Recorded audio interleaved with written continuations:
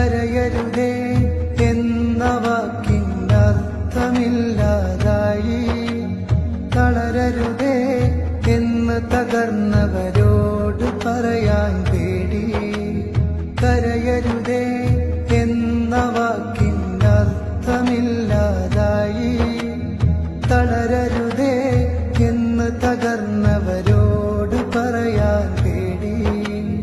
ഈ മണ്ണിൽ ഒരു ദേശം വെണ്ണീറാവും നേരം ഈ മൗനം ക്രൂരതയാകും. ആ പിഞ്ചുമക്കളെ കൊന്നോർക്കൊപ്പം നമ്മളുമാവും.